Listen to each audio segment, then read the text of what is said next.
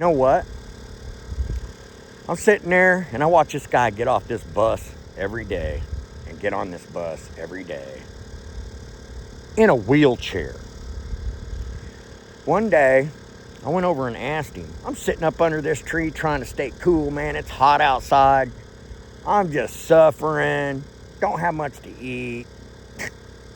And you know, when you're homeless, it's every little thing counts, man. Just getting water counts. Just brushing your teeth, you got to go somewhere to do that too.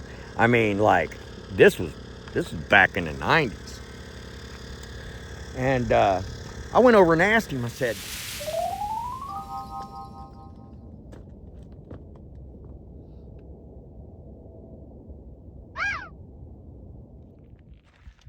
"Hey everybody, this is Chuck with Chuck's Vet Adventures. How you doing today? You know, I want to tell you something. I'm gonna start this every Thursday thing with no filter. And I want you to understand, no matter if I sound harsh or not, I care about people. I truly care about people. And I want you to remember that as you hear me. You know, I got a little smirk on my face, or, you know, I'm saying something pretty harsh. The reason why I do that is because I believe in tough love. And I grew up with that. I grew up, you know, with, boy, you got to do this. It's just the way it is. And, you know, I'm not even the best at it. But you know what? I care. And I just want y'all to know that.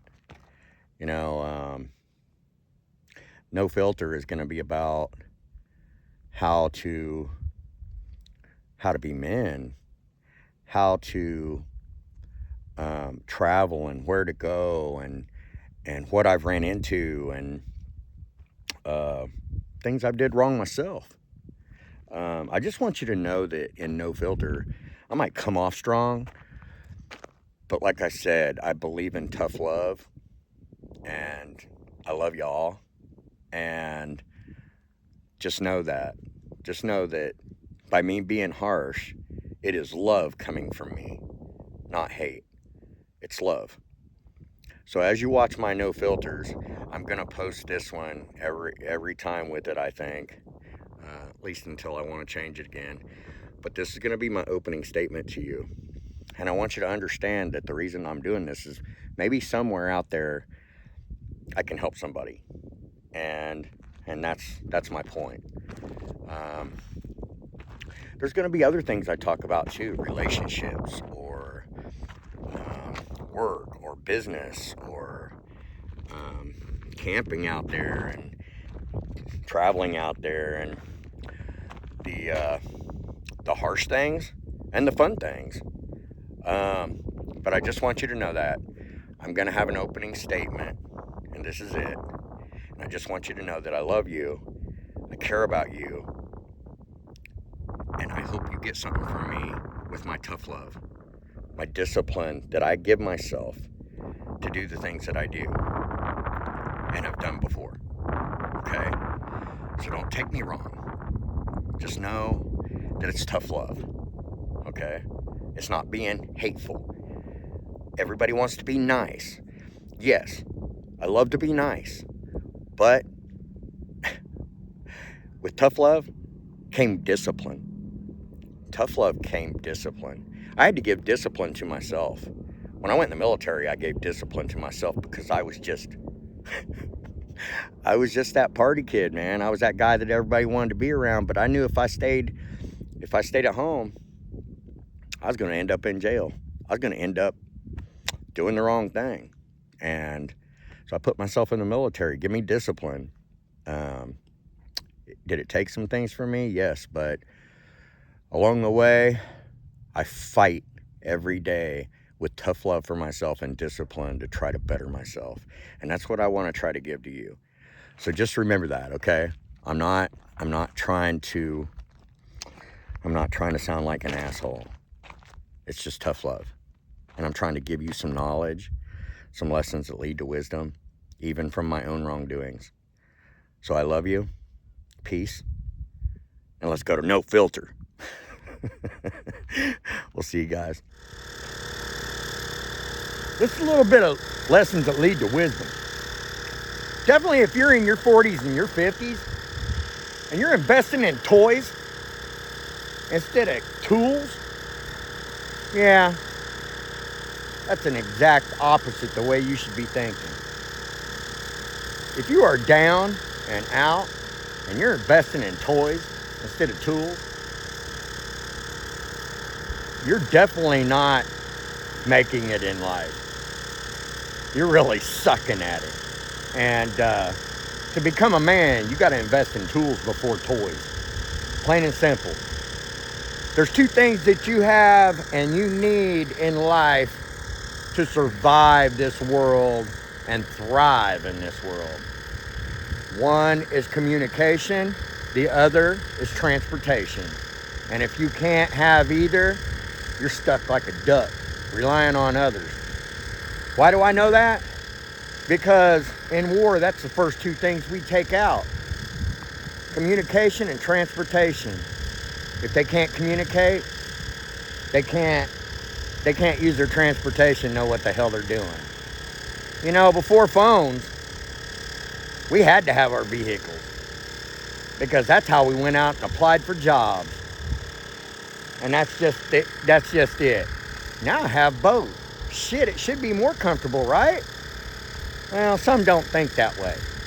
Some think that they don't have to work and they can just play and make a living.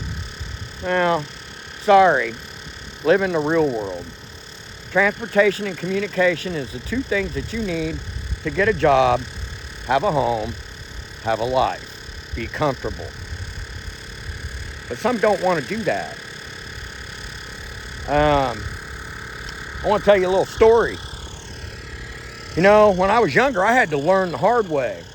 I didn't have a mommy. I didn't have women supporting me. And I had to get a job, right?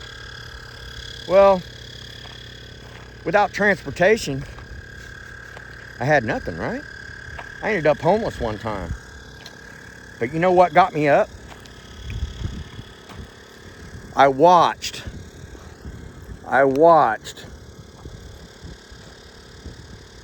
a man getting off a bus every day and getting on that bus every day, and I'm sitting there whining, right?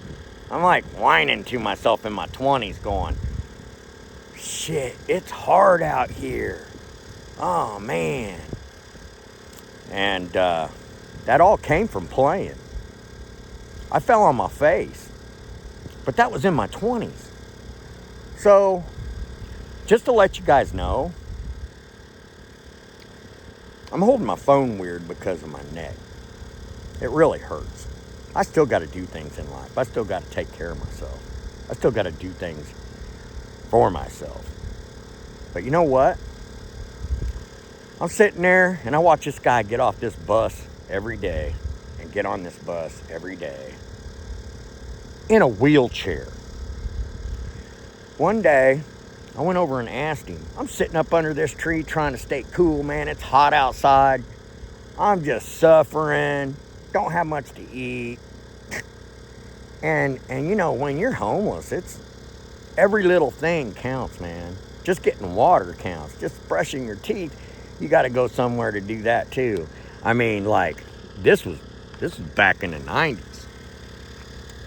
And I went over and asked him, I said, why do I see you getting on this bus every day? Boy, he was like wheeling this chair up hills. And then finally, when he got off, he'd go downhill. But he was going a long way in this wheelchair with his hands. I'm like, where are you going? He says, man, I'm going to work and back. And I used to sit there and just suffer. My legs hurt, everything hurt because I wasn't taking care of myself. And I said, you know what? I'm never going to whine about that again. I'm never going to whine about being homeless again, sitting there feeling sorry for myself like that again. went out and got a job, whether I had to walk or not. If you don't have a way of transportation, and definitely nowadays you got a phone even, you can get a job. Don't sit there and whine. Don't act like you need somebody to help you. Walk your ass to a job. If you got legs and arms and you can think for yourself and you can stand, go get a job, man. Don't sit there and suffer and act like people's gonna feel sorry for you, because they don't. They really don't. You see it all the time. They don't. So I think you better start taking care of yourself, because you can't take care of somebody else unless you can take care of yourself. Remember that. Chuck's lessons to wisdom for the day. Well, guess I gotta fix it. I gotta get new tires. I'm gonna show you how to fix a tire off-road. Sometimes you need to get new tires. Guess I need 2 this time. It's on the front. I've already got new ones on the back. Time to do the front one. But first we gotta fix it. Come help me out. Men just do it, damn it. See? Hold on. I'm gonna show you how to do that. What? Okay, first, you find where your hole is. I showed you that. Then you gotta let the air out of the tire. Now most people take them off, but if you're out there and you know, I got an air compressor that I take with me, and a floor jet, and your regular tire tools. But you can do this while it's on the vehicle. You got to find the hole, point the hole to the front, let the air out. Make sure you got a jack stand back there behind on the axle. Raise it up a little bit so that when the air comes out, it's got a little bit of space there. You don't want it up so high that, you know, it wants to turn or something, but you always want to make sure that you put on the emergency brake too. So I'm going to let the air out, and then I'm going to poke a hole, a bigger hole in that tire, and make it to where it'll stick. And then I take that tube right there, I put it on one of those sticks. It's like a tarish stick. You put that on there, and then you jam it into the tire, and I'll show you. There is a reason why you let the air out of the tire if you got a slow leak and you're wanting to fix it, because too much pressure will make that hole bigger if you don't. So you want to let out as much air as possible. I mean, if you got 5 pounds in there, 8 pounds in there of air when you start poking a hole in this tire to plug it, that's fine. It'll come out, but it's not gonna like blow out, you know what I mean? And that's why you let the air out before you actually plug it. Another reason why, anyway. Okay, guys. So I ream the tire. Gotta go in and out of it a little bit, rough it all up in the hole. And then what you do is you get your stick, put it through. It's got a little way to come out here, see? So what you do is you take this bond and you put it, I don't want to hold it while I'm doing it. You want to put it on here pretty thick down it, and that's a bond, so it's going to bond in there, and that's how you plug the hole. Then I take it, I plug into the hole going about 2/3 of the way up this stick, because I pull it down like this. I pull it down like this, and then I push it in, and I go down about 2/3 way on it, leaving some on the outside. Don't go all the way in, but leave some on the outside. Yank this out real quick, don't twist it, and there you've plugged your hole, and then you can air back up your tire. But I would wait. I'd let the bond set for a minute, and then and then air up your tire. There you go. See that? See that? I left some of it out. Some of that stick out, and all I do, oh no, I can't keep this steady. Okay, and you just pull out. And there it is. I let it dry a little bit, but there it is, sticking out there. And the road will eat that off, but I mean, you can cut it if you want. I wouldn't. I'd let the road eat it off, because it's gonna give it a little bit of more strength as it does it, but and stay there really. But plus you won't have to worry about it going in or anything like that you might be scared of. I just leave them out a little bit. See, just leave it out a little bit. But I'm gonna let that dry for a little bit, and then I'm gonna air it up. And there you go. We're back on the road. All right, man, let's go. Done deal. Let's go, Cub.